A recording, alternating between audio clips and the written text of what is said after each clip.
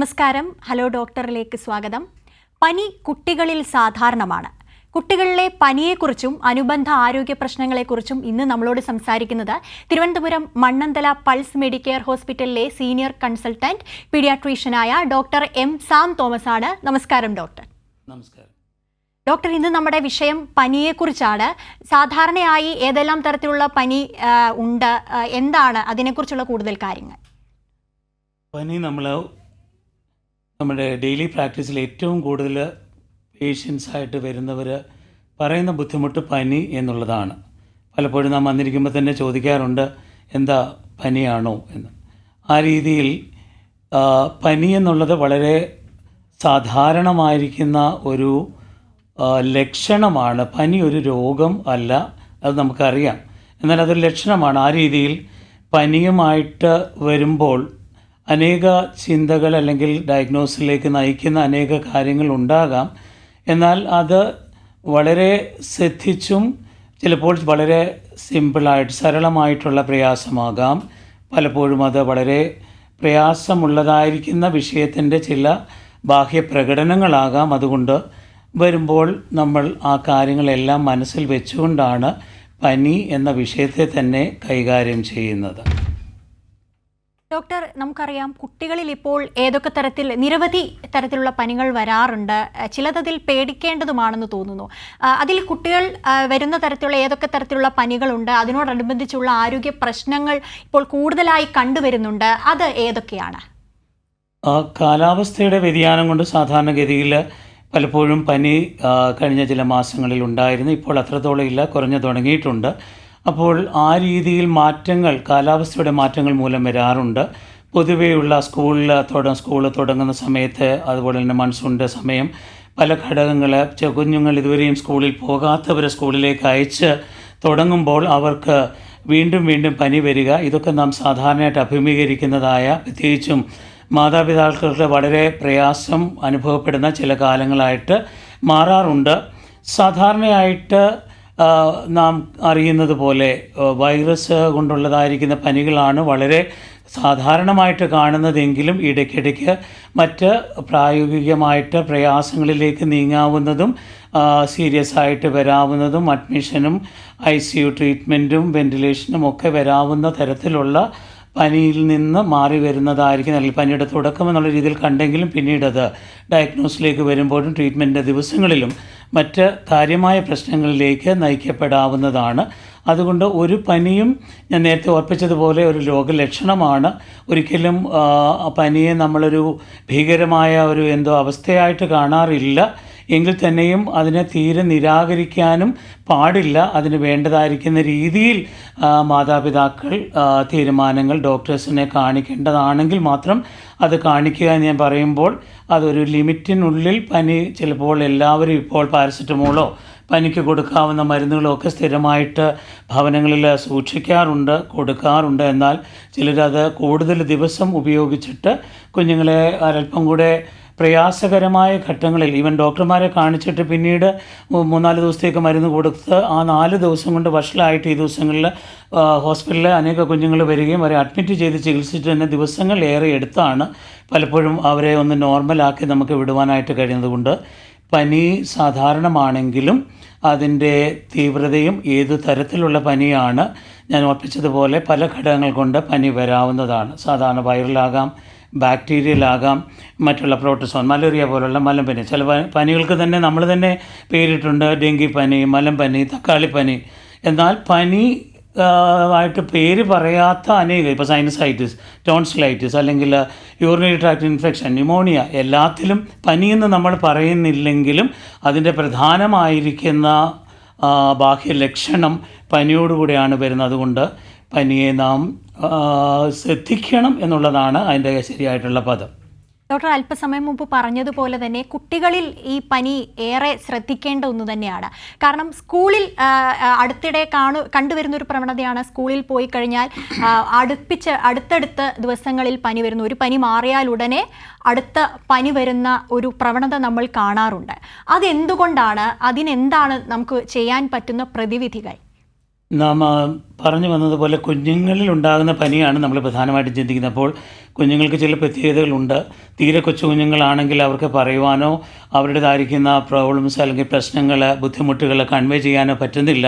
അപ്പോൾ മാതാപിതാക്കൾ, പ്രത്യേകിച്ചും അമ്മമാർ, അതുപോലെ തന്നെ ഡോക്ടറുടെ അടുത്തെത്തുമ്പോൾ ഡോക്ടർ ആ കാര്യങ്ങൾ കുഞ്ഞിനെ നോക്കി കണ്ട് നിരീക്ഷിച്ച് അത്യാവശ്യമുള്ള കാര്യങ്ങൾ, ടെസ്റ്റുകൾ ചെയ്യുകയാണെങ്കിൽ അതും ചെയ്ത് കുഞ്ഞിൻ്റെ ഏത് രീതിയിലുള്ള പ്രശ്നമാണെന്ന് നമ്മൾ മനസ്സിലാക്കിയാണ് പിന്നീടുള്ള നടപടികളിലേക്ക് നീങ്ങാറുള്ളത്.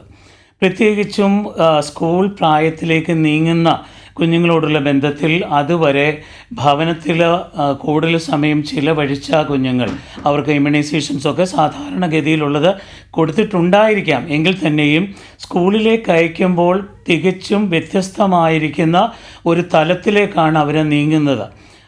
ആ രീതിയിൽ നാം കോവിഡിൻ്റെ സമയത്തും കൂടുതൽ പ്രാവശ്യവും അല്ലെങ്കിൽ കൂടുതൽ സമയവും നാം ഇൻഡോർ അല്ലെങ്കിൽ ഭവനങ്ങളിലും അങ്ങനെ ആയിരുന്നവർ പെട്ടെന്ന് ഒരു ക്രൗഡഡ് ഏരിയയിൽ, സ്കൂളിലേക്ക്, പബ്ലിക് സ്ഥലങ്ങളിലേക്ക്, അതുപോലെ തന്നെ പാർക്കിലോ മറ്റു സ്ഥലങ്ങളിലൊക്കെ നമ്മൾ എക്സ്പോസ് ചെയ്യുമ്പോൾ നമ്മൾ വിവിധ തരത്തിലുള്ള സാങ്കേതികമായിരിക്കുന്ന പ്രയാസങ്ങൾ നേരിടത്തക്ക സ്ഥലങ്ങളിലേക്ക് അല്ലെങ്കിൽ അണുബാധയ്ക്ക് സാധ്യത കൂടുതലുള്ളതായിരിക്കുന്ന ഇടങ്ങളിൽ, സ്ഥലങ്ങളിൽ ആൾക്കാരിൽ എത്തിച്ചേരുന്നു. സ്കൂളിലാണെങ്കിലും ഒരു ക്ലാസ്സിൽ തന്നെ ചിലപ്പോൾ 10-30 കുഞ്ഞുങ്ങൾ ഉണ്ടാകുമല്ലോ. അപ്പോൾ എല്ലാ ദിവസങ്ങളിലും തന്നെ ഒരു 3-4 പേരെങ്കിലും ചുമയും പനിയും മൂക്കൊലിപ്പൊക്കെ ആയിട്ട് വരുന്നവർ കാണും. അപ്പോൾ ഈ ബാക്കിയിരിക്കുന്ന കുഞ്ഞുങ്ങൾക്ക് തന്നെ അത് ഒരു സോഴ്സ് ഓഫ് ഇൻഫെക്ഷനാണ്. ഡ്രോപ്ലെറ്റ് ഇൻഫെക്ഷൻ എന്ന് പറയാം. ആ കുഞ്ഞുങ്ങൾ ചുമയ്ക്കുകയോ ഒക്കെ ചെയ്യുമ്പോൾ അത് തന്നെ ഒരു വെൻറ്റിലേഷൻ പ്രോപ്പറായിട്ടില്ലാത്തതോ സ്കൂളിൻ്റേതായിരിക്കുന്ന രീതിയിൽ അത്രത്തോളം എയറേഷൻ അല്ലെങ്കിൽ വായു പ്രവാഹത്തിന് സാധ്യതകൾ കുറവുള്ളതോ ഒരുമിച്ച് ചേർന്നിരിക്കുന്ന കുഞ്ഞുങ്ങളാണ്. അവരെ അന്യോന്യം സഹകരിക്കുകയും അങ്ങനെ തന്നെ തുമ്മുകയും ചുമയ്ക്കുകയൊക്കെ ചെയ്യുമ്പോൾ ആ രീതിയിലുള്ള അണുബാധയ്ക്ക് സാധ്യത ഏറുകയാണ്. ഇങ്ങനെ വരുമ്പോൾ ഒരു ഇൻഫെക്ഷൻ ചിലപ്പോൾ കുഞ്ഞിന് വന്നിരിക്കട്ടെ, അതുകൊണ്ട് ഡോക്ടറെ കാണിച്ചു, ചികിത്സിച്ചു, ഭേദമായി. അതിനുശേഷം ചിലപ്പോൾ പൂർണ്ണമായിട്ട് ഭേദമാകുന്നതിന് മുമ്പോ അല്ലെങ്കിൽ ഭേദമായതിനു ശേഷമോ വീണ്ടും സ്കൂളിലേക്ക് അയക്കുമ്പോൾ വേറെ ഒരു വൈറസോ വേറെ തരത്തിലുള്ളതായിരിക്കുന്ന ഇൻഫെക്ഷനോ ആകാം കുഞ്ഞിന് വരുന്നത്. അങ്ങനെയെങ്കിൽ മാതാപിതാക്കൾ ഭയപ്പെടുന്നുണ്ടെങ്കിൽ തന്നെയും അതിന് കാരണമായിട്ട് ഭവിക്കുന്ന വിഷയങ്ങൾ പല രീതിയിലുള്ള വൈറസ് ബാധ കുഞ്ഞിന് വരുന്നതാകാനാണ് കൂടുതലും സാധ്യത. മറ്റ് ബാക്ടീരിയൽ ഇൻഫെക്ഷൻസും മറ്റുള്ള ഇൻഫെക്ഷൻസും ഒക്കെ വരാം. ചിലത് ഫോക്കസോട് കൂടി ലോക്കലൈസ്ഡ് ഇൻഫെക്ഷൻ എന്ന് പറയും. ഇപ്പോൾ ടോൺസിലൈറ്റിസ് ആണെങ്കിൽ ടോൺസിൽ, യൂറിനറി ഇൻഫെക്ഷൻ ആണെങ്കിൽ അതിൻ്റെ രീതിയിൽ അത് പ്രത്യേകമായിരിക്കുന്ന ഒരു സ്ഥലത്ത് കേന്ദ്രീകരിക്കും. ന്യൂമോണിയ ആണെങ്കിൽ ലങ്സിൽ എന്ന് പറയുമ്പോൾ അത് കേന്ദ്രീകൃതമായിട്ടുള്ള ഒരു ലോക്കലൈസ് ചെയ്ത ഒരു ഫോക്കസ് അതിനുണ്ട്. അവിടെ മാത്രം കാണുന്ന അല്ലെങ്കിൽ അവിടെ പ്രത്യേകമായിട്ടുള്ളതായിരിക്കുന്ന ഒരു ഇൻഫെക്ഷനാണത്. എന്നാൽ സാധാരണയായിട്ട് വരുന്ന മൂക്കൊലിപ്പ്, പനി, ചുമ ഇതൊക്കെ പറയുമ്പോൾ അത് വൈറൽ ഇൻഫെക്ഷൻ ആകാനാണ് സാധാരണയായിട്ട് കൂടുതൽ സാധ്യത കാണുന്നത്.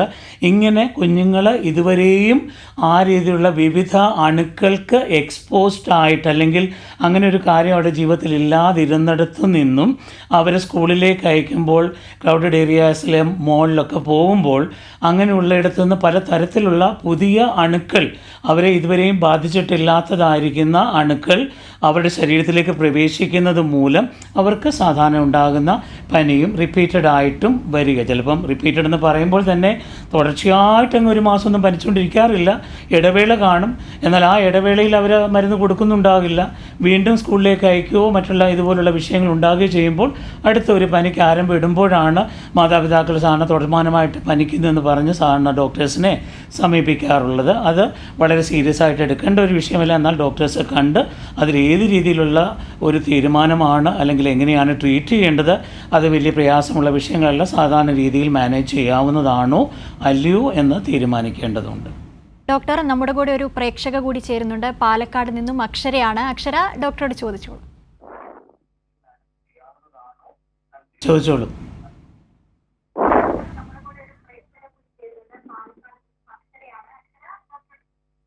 ഹലോ.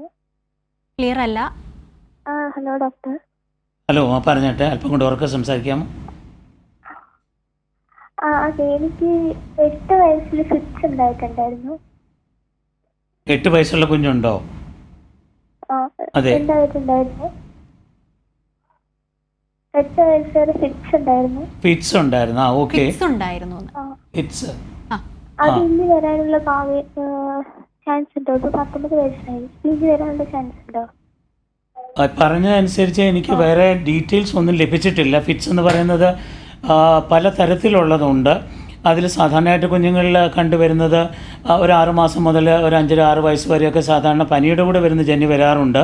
അതാണെങ്കിൽ ഒരു പരിധി കഴിയുമ്പോൾ കുഞ്ഞിൻ്റെ ഒരു വയസ്സ് ഒരു പ്രത്യേക ഏജ് എത്തിക്കഴിയുമ്പോൾ സാധാരണയായിട്ട് ഉണ്ടാകാറില്ല.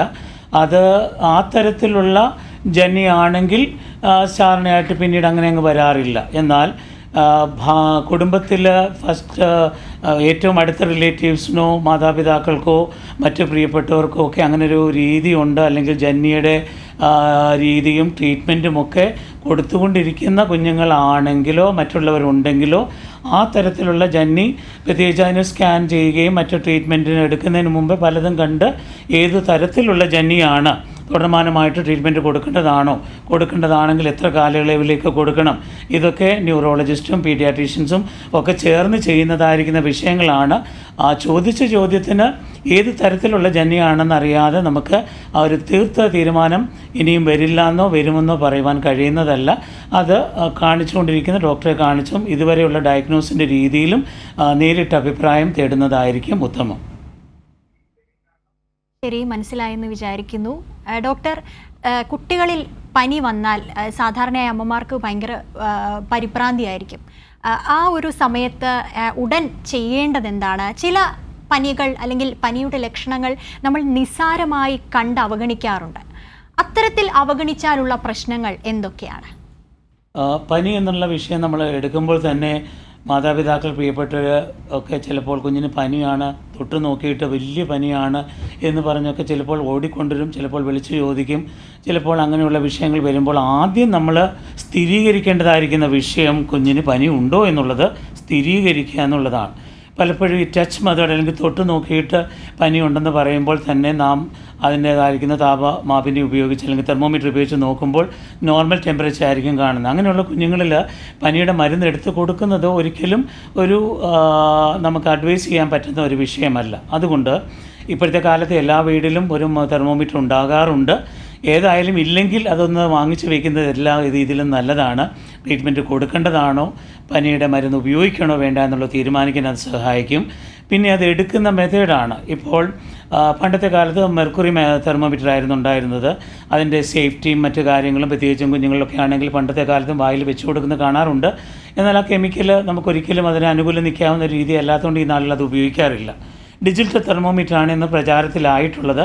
അത് നമുക്ക് വളരെ സേഫായിട്ട് ഉപയോഗിക്കാവുന്നതാണ്. എങ്കിലും അത് എടുക്കുന്നത് എവിടെയാണെന്നുള്ളതും തീർച്ചയായിട്ടും ഇമ്പോർട്ടൻ്റ് ആണ്. അപ്പോൾ നമുക്ക് ഇൻഫ്രാറെഡ് ഉണ്ട്, ഡിജിറ്റലുണ്ട്. ഇതൊക്കെ എടുക്കുന്ന സ്ഥലങ്ങൾ കക്ഷത്തിലെടുക്കാം, വായിലെടുക്കാം, അതുപോലെ തന്നെ മലദ്വാരത്ത് വെച്ചിട്ട് റെക്ടൽ ടെമ്പറേച്ചർ, കോർ ടെമ്പറേച്ചറായിട്ട് എടുക്കാനായിട്ട് പറ്റും. എല്ലായിടത്തും എടുക്കുന്ന ടെമ്പറേച്ചർ തമ്മിലും അല്പം സ്വല്പം ഒരു 0.5 ഡിഗ്രി സെൻറ്റിഗ്രേഡ് അല്ലെങ്കിൽ ഒരു 0.9 ഡിഗ്രി ഫാരൻഹീറ്റ് ഒക്കെ വ്യത്യസ്തതയുണ്ട്. ആക്സിലായാലും അല്ലെങ്കിൽ കക്ഷത്തിലെടുക്കുന്ന ടെമ്പറേച്ചർ താരതമ്യേന കുറവായിരിക്കും. നമുക്ക് ഒറിജിനലായിട്ടുള്ള ടെമ്പറേച്ചറിൻ്റെ അത്രയും വരില്ല.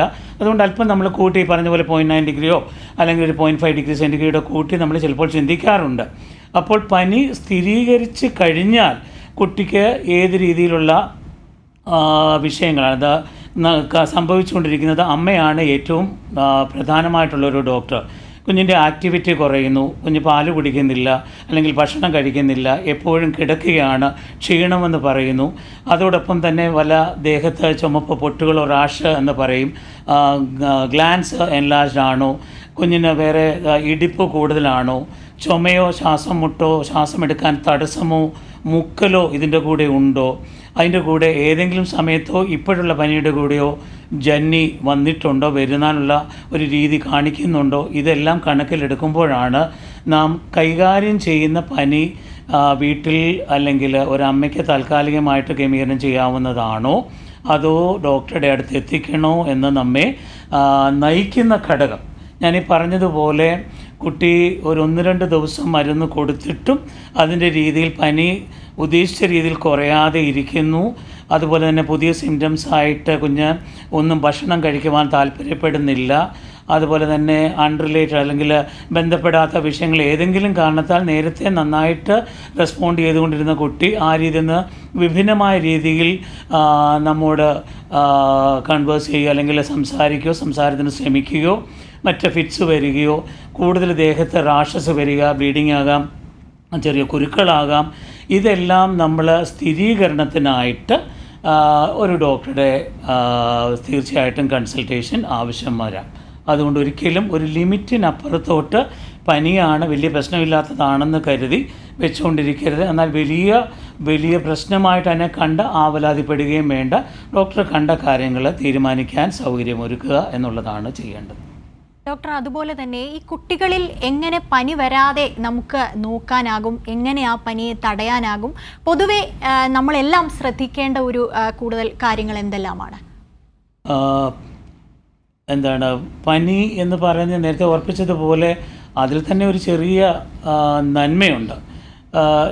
ഈ സമയത്ത് ഞാൻ ഓർക്കുന്ന ഈ മോക്ക് ഡ്രില്ലെന്ന് പറയാറുണ്ട്. മോക്ക് ഡ്രില്ലെന്ന് പറഞ്ഞു കഴിഞ്ഞാൽ ഒരു സംവിധാനം, ഒരു സേഫ്റ്റി സംവിധാനങ്ങളെല്ലാം ചെയ്തു വെച്ചിരിക്കുന്ന, അല്ലെങ്കിൽ ഒരു അഗ്നിബാധ ഉണ്ടായാൽ എന്തൊക്കെ നടപടി എത്ര പെട്ടെന്ന് എടുക്കണമെന്നുള്ളതെല്ലാം ക്രമീകരിച്ച് വെച്ചിരിക്കുകയാണ്. എന്നാൽ അങ്ങനെ ഒരു അവസ്ഥയുണ്ടായാൽ, ഒരാവശ്യമുണ്ടായാൽ അന്നേരം ഈ കാര്യങ്ങളെല്ലാം അതിൻ്റേതായിരിക്കുന്ന ലെവലിൽ പ്രവർത്തനക്ഷമമാണോ എന്ന് ശ്രമിച്ച്, അല്ലെങ്കിൽ അതിനുള്ള ഒരു സാവകാശമാണ് ഈ മോക്ക് ഡ്രിൽ എന്ന് പറയുന്നത്. പറഞ്ഞതുപോലെ നമ്മുടെ ശരീരത്തിൽ അണുക്കൾ പ്രവേശിച്ച് കഴിയുമ്പോൾ ശരീരം അതിനെ തടഞ്ഞു നിർത്താനും നമുക്ക് ആരോഗ്യത്തോടെ മുന്നോട്ട് പോകുവാനും നമ്മെ സഹായിക്കാനായിട്ട് ഈ അണുക്കളോട് ചെയ്യുന്ന പ്രതിരോധത്തിന് വേണ്ടി ഒരുക്കുന്ന ഒരു പ്രത്യേക സംവിധാനത്തിലാണ് നമ്മുടെ ശരീരത്തിലെ താപനില അല്ലെങ്കിൽ ഊഷ്മാവ് കൂടുന്നത്. അതൊരു കണക്കിന് നമ്മുടെ സിസ്റ്റം, അല്ലെങ്കിൽ നമ്മുടെ ശരീരത്തിൻ്റെ സിസ്റ്റംസ് എല്ലാം, ഇമ്മ്യൂൺ സിസ്റ്റം എല്ലാം നന്നായി വർക്ക് ചെയ്യുന്നുണ്ട് എന്നുള്ള ഒരു ഹിൻറ്റ് കൂടെ നമുക്ക് തരികയാണ്. അതുകൊണ്ട് ആ രീതിയിൽ പനിയുടെ തീവ്രതയിലേക്ക് നീങ്ങുമ്പോൾ മറ്റ് പ്രയാസങ്ങൾ വരാതിരിക്കാനായിട്ട് നമുക്ക് സാധാരണ എല്ലാ വീടുകളിലും എല്ലാവർക്കും അറിയാവുന്ന മരുന്നാണ് പാരസെറ്റമോൾ. അതൊരു 10 to 15 milligram per kg സാധാരണയായിട്ടുള്ള ഡോസാണ്. അതൊന്നോ രണ്ടോ പ്രാവശ്യം കൊടുക്കുന്നതിന് കുഴപ്പമില്ല. എന്നാൽ പനിയുടെ തീവ്രത ചിലപ്പോൾ വരുമ്പോൾ എത്രയും പെട്ടെന്ന് വരിക, 3 മണിക്കൂർ 4 മണിക്കൂർ ഇടവിട്ട് വരിക, അപ്പോൾ ചിലപ്പോൾ പാരസെറ്റമോൾ കൊണ്ട് തന്നെ നിൽക്കാറില്ല. അങ്ങനെയുണ്ടെങ്കിൽ മറ്റ് മരുന്നുകൾ, കുഞ്ഞിനോ കുടുംബത്തിൽ അങ്ങനെ അലർജി പ്രോബ്ലംസ് ഒന്നും ഇല്ലെങ്കിൽ സാധാരണ രീതിയിൽ ഡോക്ടേഴ്സ് ചിലപ്പോൾ ഇബുപ്രഫൻ ടൈപ്പ് മരുന്നുകൾ യൂസ് ചെയ്യാറുണ്ട്.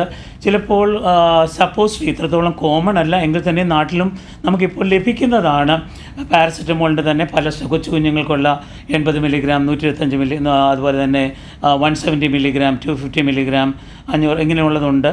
അതോടൊപ്പം തന്നെ കുറച്ചുകൂടെ പനി നന്നായിട്ട് കൺട്രോൾ ചെയ്യാൻ വിദേശ രാജ്യങ്ങൾ കൂടുതലായിട്ട് ഉപയോഗിക്കുന്നതാണ് ഡൈക്ലോഫെനാക് സോഡിയം എന്ന് പറയുന്നത്. അത്രയും കോമൺ ആണോ എന്ന് ചോദിച്ചാൽ അത്രയും പ്രചാരമില്ല. എങ്കിലും പനിയുടെ തീവ്രതയിൽ ചിലപ്പോൾ അതിൻ്റേതായിരിക്കുന്ന രീതിയിൽ അത് ഉപയോഗിച്ചാൽ ചിലപ്പോൾ പനി കുറയാൻ അത് ഹെൽപ്ഫുൾ ആകാറുണ്ട്, സഹായിക്കാറുണ്ട്. പിന്നെ ഉള്ളത് ടെപ്പിഡ് സ്പഞ്ചിങ് ചെയ്യുക എന്നുള്ളതാണ്.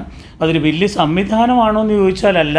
എന്നാൽ തന്നെയും സാധാരണ ഒരു ഹോസ്പിറ്റലിൽ എത്തുമ്പോൾ അവിടെയുള്ള സ്റ്റാഫും ഡോക്ടേഴ്സും ഒക്കെ പെട്ടെന്ന് കുഞ്ഞിന് പനി കുറയ്ക്കാനായിട്ടൊരു ഹെൽപ്പ് ചെയ്യുന്നത് ഈ വെള്ളം തുടയ്ക്കുക എന്നാണ്. അത് പറയുമ്പോൾ തന്നെ അത് എന്തിന് ചെയ്യണം, എങ്ങനെ ചെയ്യണം, ഒരു നനഞ്ഞ തുണി കൊണ്ടാണ് ചെയ്യേണ്ടത്. പലരും തണുത്ത ഐസ് പോലുള്ള വെള്ളം കൊണ്ട് ചെയ്യണം. ഓൾറെഡി പനിയുള്ള ഒരു കുഞ്ഞാണ്, ഒട്ടും ഒരു കംഫർട്ടബിൾ സിറ്റുവേഷനിലായിരിക്കത്തില്ല അങ്ങനെ തുണി വെച്ച് തുടയ്ക്കുക എന്ന് പറയുന്നത്. അതുകൊണ്ട് ഒരു lukewarm water, tap water എന്നൊക്കെ വേണമെങ്കിൽ ചിന്തിക്കാവുന്ന ലെവലിലുള്ള വാട്ടർ ഉപയോഗിച്ച് തുണിയിൽ മുക്കിയിട്ട്, അതും രക്തസപ്ലൈ കൂടുതലും വലിയ വെസൽസ് അല്ലെങ്കിൽ ബ്ലഡ് രക്തക്കുഴലുള്ളതുമായിരിക്കുന്ന സ്ഥലങ്ങളിൽ, ഇവിടെ ഈ കഴുത്തിന് താഴെ ഭാഗത്ത്, കക്ഷത്തിൽ, അതുപോലെ ഇടുപ്പിൽ, ഇങ്ങനെയുള്ള സ്ഥലത്തൊക്കെയാണ് നമ്മൾ വെച്ച് കൊടുക്കുന്നത്. ഞാനൊന്ന് ഇടപെടുകയാണ്. നമ്മളോടൊപ്പം ഒരു പ്രേക്ഷക കൂടി ചേരുന്നുണ്ട്. കണ്ണൂരിൽ നിന്നും ഷിബിനയാണ്. ഷിബിന, ഡോക്ടറോട് ചോദിച്ചോളൂ. Hello doctor. പറഞ്ഞോട്ടെ. ഹലോ, 3 വയസ്സായേ. അതെ, 3 വയസ്സായിട്ട് അവന് പിന്നെ 1 വയസ്സിലാണ് ആദ്യമായിട്ട് ഫിറ്റ് വന്നത്. അതെ, ടീച്ചർ വന്നിട്ട് അപ്പൊ തന്നെ ഹോസ്പിറ്റലിൽ അഡ്മിറ്റായി. ഒരു 5 ദിവസം കഴിഞ്ഞ് ഡിസ്ചാർജ് ചെയ്തു. ഒരു ഫ്രിസിയം എന്ന് പറഞ്ഞ ടാബ്ലറ്റ് ഇങ്ങനെ കൊടുത്തോണ്ടിരിക്കുകയാണ്. പനി വരുന്ന സമയത്ത് കൊടുക്കാൻ പറഞ്ഞു, 2 ദിവസം കൊടുക്കാൻ പറഞ്ഞു. അങ്ങനെ കൊടുക്കാൻ പറഞ്ഞായിരുന്നു. ഫ്രിസിയം കൊടുക്കാറുണ്ടായിരുന്നു. ഫ്രിസിയം അത് ഡോക്ടർ പറഞ്ഞത് പനി ഉള്ളപ്പോഴാണ് കൊടുക്കേണ്ടത് പറഞ്ഞു. അപ്പൊ ഒരു 99 ടെമ്പറേച്ചർ ഒക്കെ കാണുമ്പോൾ കൊടുത്തോന്നാ പറഞ്ഞത്. അപ്പൊ ഇപ്പോഴും പനി വരുമ്പോഴെന്ന് വെച്ചാല് 96 ടെമ്പറേച്ചർ ഒക്കെ ആകുമ്പോഴും ചെറിയ നെറ്റി ചൂടുണ്ടാവും. നെറ്റി നല്ല ചൂടുണ്ടായാലും ഞങ്ങൾ നോക്കുമ്പോഴേ 96 ഒക്കെ കാണുന്നുള്ളൂ. അതിനകത്ത് 96, 97 ഒക്കെയാണ്. ഈ തെർമോമീറ്റർ വെച്ചിട്ട് തോളിൽ വെച്ച് വെക്കുന്നതും വാങ്ങിച്ചു. അതേപോലെ ജസ്റ്റ് ഈ ഫോർഹെഡിൽ അടിക്കുന്നതും നോക്കി. അപ്പൊ അതിനകത്തൊക്കെ 97 മാക്സിമം അങ്ങനെയൊക്കെയാണ് വരുന്നത്. അതെ. അപ്പൊ പെട്ടെന്ന് ടെമ്പറേച്ചർ ഹൈ ആയി കൂടിയിട്ട് ഫിക്സ് പിന്നെ ഇപ്രാവശ്യം ആദ്യം വന്നു. 5-ആമത്തെ പ്രാവശ്യം ഇപ്രാവശ്യം വന്നു. ഇന്നലെയാണ് മോൻ ഡിസ്ചാർജ് ആയത്. അപ്പൊ ഇത് എന്താ അതുകൊണ്ട് പെട്ടെന്ന് എന്തുകൊണ്ടാ കൂടുന്നത് എന്തുകൊണ്ട് മനസ്സിലാവുന്നില്ല. കൊടുക്കുകയും ചെയ്യുന്നുണ്ട്. കുഞ്ഞിന് ഇപ്പൊ എന്ത് ട്രീറ്റ്മെന്റ് ചെയ്തിട്ടാ വിട്ടെ? ഫിറ്റ്സിന് വേണ്ടി മാത്രമാണോ അത് വേറെ ഇൻഫെക്ഷൻ കൂട്ടത്തിലുണ്ടായിരുന്നോ? ഇപ്രാവശ്യം പനി വന്നപ്പോഴേ ഇൻഫെക്ഷൻ ഒന്നും ഇല്ല. ബ്ലഡ് ഒക്കെ ടെസ്റ്റ് ചെയ്തു, ഇൻഫെക്ഷൻ ഒന്നും ഇല്ല. 5 ദിവസം കിടത്തിയത് കൊണ്ട് എന്തെങ്കിലും ചികിത്സയായിട്ട് ചെയ്തോ? ചികിത്സ ചെയ്ത് ലേപ്പില് മുന്നേ ഫസ്റ്റ് ഞാൻ പറഞ്ഞില്ലേ 1 വയസ്സായപ്പോ വന്നു പനി വന്നു. അതല്ല, പനിക്ക് വേണ്ടിയുള്ളതല്ലാതെ വേറെ ആന്റിബയോട്ടിക്കോ ഞരമ്പിൽ കൊടുക്കുന്ന മരുന്നുകൾ കൊടുക്കുന്നുണ്ട്. ആന്റിബയോട്ടിക് ഇപ്പൊ കൊടുക്കുന്നുണ്ട്. അതാണ് ഞാൻ ചോദിക്കുന്നത്. അപ്പോൾ ഒരു കാര്യം ചെയ്യുക, ഫ്രീസിയം സാധാരണ കേരളത്തിൽ നമുക്കത് ലഭിക്കാൻ അത്ര പ്രയാസങ്ങളില്ലാത്തത് കൊണ്ട് വിത്ത് പ്രിസ്ക്രിപ്ഷൻ അത് ലഭിക്കുന്നത് കൊണ്ട് ഉപയോഗിക്കാറുണ്ട്. എന്നാൽ ഞാൻ ചില വർഷങ്ങൾ രാജ്യത്തായിരുന്നു, അതുകൊണ്ട് അവിടെ ഈ ഫ്രീസിയം ഉപയോഗിക്കാനോ ഇങ്ങനെയുള്ള ബെൻസോഡൈസെപ്പിൻസ് എന്ന് പറയും, അങ്ങനെയുള്ള ഈ ക്ലോബസം ഇതുപോലുള്ളതായിരിക്കുന്ന മരുന്നുകൾ ഉപയോഗിക്കാൻ യാതൊരു രീതിയിൽ അവർ അനുവദിക്കാറില്ല. പനിയുടെ കൂടെ പലപ്പോഴും ജന്നി വരാറുണ്ട്, അതിന് ഫെബ്രൈൽ സീസേഴ്സ് എന്ന് പറയും. അത് വന്ന് അതിൻ്റെ ഒരു രീതിയിൽ പോകാറുണ്ട്. അതുകൊണ്ട് ഈ മരുന്ന് സാധാരണ ചിലപ്പോൾ പനിയുടെ കാര്യത്തിൽ ട്രീറ്റ്മെൻറ്റ് വേണ്ടി വരുമ്പോൾ വൈറൽ ഫീവർ ആണെങ്കിൽ നമ്മൾ പനിക്ക് മരുന്ന് കൊടുക്കുന്നതിനോ ആൻറ്റിബയോട്ടിക് കൊടുക്കുന്നതിനോടുള്ള ബന്ധത്തിൽ ചിലപ്പോൾ ഡോക്ടേഴ്സ് ഇങ്ങനെ പറയാറുണ്ട്, നിങ്ങൾ ആൻറ്റിബയോട്ടിക് കൊടുത്താൽ 7 ദിവസം എടുക്കും, ആൻറ്റിബയോട്ടിക് കൊടുത്തില്ലെങ്കിൽ ഒരാഴ്ച എടുക്കും എന്ന് പറഞ്ഞാൽ രണ്ടും ഒന്ന് തന്നെയാണ്. കൊടുക്കാതെയും കൊടുത്തും ചികിത്സിക്കാം. അത് ഓരോരുത്തരുടെ ഡോക്ടേഴ്സിൻ്റെ ഇൻഫ്ലുവൻസ് കൊണ്ടോ അല്ലെങ്കിൽ നിങ്ങൾ ആവശ്യപ്പെട്ടതോ അനുസരിച്ചായിരിക്കും ചിലപ്പോൾ ആൻറ്റിബയോട്ടിക് കൊടുക്കുന്നത്.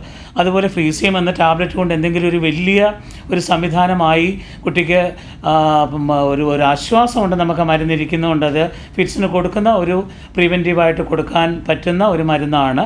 എങ്കിലും കുഞ്ഞിൻ്റെ രീതി അനുസരിച്ച് ഇപ്പോൾ വന്ന വലിയ പനി വന്ന് പെട്ടെന്ന് ജന്നി വന്നു എന്ന് പറയുന്നതും പനിയുടെ തീവ്രതയിൽ മാത്രം വരുന്നതൊന്നല്ല ഫെബ്രൈൽ സീസേഴ്സ് എന്ന് പറഞ്ഞാൽ പനിയുടെ കൂടെ വരുന്ന ജന്നി. അതുകൊണ്ട് തീവ്രത വേണമെന്നില്ല.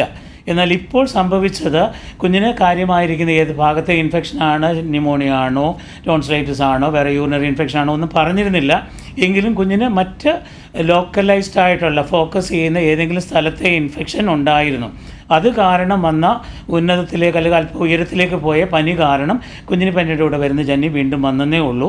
വീണ്ടും ശ്രദ്ധിക്കാനുള്ളതാണ്, ഇനിയും വരാമോ എന്ന് ചോദിച്ചാൽ കുഞ്ഞിൻ്റെ വയസ്സ് വെച്ചിട്ട് ഇനിയും വരാനുള്ള സാധ്യത കൊണ്ടുണ്ടാകാതിരിക്കട്ടെ. എന്നാലും പനി വരുമ്പോൾ വരാതിരിക്കാനായിട്ട് എപ്പോഴും പനിയുടെ മരുന്നും കഴിയുമെങ്കിൽ അല്പം സപ്പോസ്റ്റിയും വേറെ പിന്നീട് സ്റ്റേപ്പിഡ് സ്പഞ്ചിങ് ഒക്കെ വീട്ടിൽ ചെയ്യാവുന്നതാണ്. അതൊക്കെ ചെയ്യുക. ആ കാര്യങ്ങൾ കൊണ്ട് പനി ക്രമീകരണം ആകുന്നില്ല എങ്കിൽ ഇപ്പോൾ സംഭവിച്ചതുപോലെ ഹയർ ഗ്രേഡ് അല്ലെങ്കിൽ കൂടുതൽ പനിയിലേക്ക് പോകാതിരിക്കത്തക്കതുപോലെ അത് ട്രീറ്റ് ചെയ്യത്തക്കതുപോലുള്ള ഏതെങ്കിലും പനിയാണോ, അങ്ങനെയെങ്കിൽ സമയത്തിന് തന്നെ ട്രീറ്റ്മെൻറ്റ് ആൻറ്റിബയോട്ടിക്കോ അല്ലാതെയോ കൊടുത്ത് ട്രീറ്റ് ചെയ്യുമ്പോൾ മാത്രമേ അങ്ങനെയുള്ള വിഷയങ്ങളിൽ നിന്നുള്ള ഒരു മോചനം ഉണ്ടാകുകയുള്ളൂ. ഈ വന്നു എന്നുള്ളതുകൊണ്ടും ഇച്ചിരി പനി കൂടുതലായിരുന്നു എന്നുള്ളതുകൊണ്ടും അത് ബന്ധപ്പെടുത്തി വിഷമിക്കേണ്ട ആവശ്യമില്ല. അതുണ്ടാകാതിരിക്കാൻ എപ്പോഴും ഒരു കരുതൽ നടപടി, ചെറിയ പനി ഉള്ളപ്പോഴേ പനിയുടെ മരുന്ന് കൊടുക്കുക. അങ്ങനെ കൂടുന്നതാണെങ്കിൽ എത്രയും പെട്ടെന്ന് തന്നെ ഡോക്ടറെ കാണിക്കാനായിട്ട് ഉത്സാഹിക്കുക. ഈ 2 കാര്യങ്ങളാണ് ശ്രദ്ധിക്കേണ്ടതായിട്ടുള്ളത്. ഡോക്ടർ, അതുപോലെ തന്നെ ഡോക്ടർ അല്പസമയം മുൻപ് കുറച്ച് മാർഗങ്ങൾ പറഞ്ഞിരുന്നു എങ്ങനെ ഈ പനിയെ തടയാമെന്നുള്ളത്. ബാക്കി കാര്യങ്ങൾ കൂടി ഒന്ന് വിശദീകരിക്കാമോ? കുഞ്ഞുങ്ങൾ പനി സാധാരണഗതിയിൽ നമ്മളെല്ലാ കുഞ്ഞുങ്ങൾക്കും ഇപ്പോൾ അവരുടെ ജന്മാവകാശമാണ് അവർക്ക് കുത്തിവയ്പ്പുകൾ നൽകുക എന്നുള്ളത്. പനി തടയുവാൻ ഈ കാലങ്ങളിൽ നമ്മൾ നേരത്തെ സ്വീകരിച്ചിരുന്ന പല നടപടികളും ഇപ്പോൾ കോവിഡൊക്കെ ഒന്ന് കുറഞ്ഞ് ഒരു ഏകദേശം നോർമൽ രീതിയിലേക്ക് കാര്യങ്ങൾ നീങ്ങുന്നത് കൊണ്ട് നാം മാസ്ക് ഉപയോഗിക്കാറില്ല. അതുപോലെ തന്നെ വാക്സിനേഷൻ സാധാരണ ഗവൺമെൻറ്റിൽ എല്ലാ വാക്സിൻസും അവൈലബിൾ അല്ല, എങ്കിലും മിക്കതുമുണ്ട്. അതുതന്നെ എല്ലാവരും പോയി എടുക്കുന്നില്ല. ഡോക്ടേഴ്സ് ഈ കാലങ്ങളിലുള്ള പ്രശ്നങ്ങളും കൂടുതൽ ന്യൂമോണിയയും ട്രീറ്റ്മെൻറ്റ് കൂടുതൽ ദിവസങ്ങളിലേക്ക് നീങ്ങുകയും ചിലപ്പോൾ അത് പ്രയാസമായ രീതിയിലേക്ക് നീങ്ങുകയൊക്കെ ചെയ്യാവുന്നത് കൊണ്ട് വളരെ വ്യക്തമായിട്ട് പേരൻസിനെ ഓർപ്പിക്കാറുള്ളതാണ് വാക്സിനേഷൻ എടുക്കുക എന്നുള്ളത്. അപ്പോൾ അതിലൊരെണ്ണമാണ് ഈ നമ്മുടെ ഈ ഫ്ലൂ വാക്സിൻ എന്നുള്ളത്.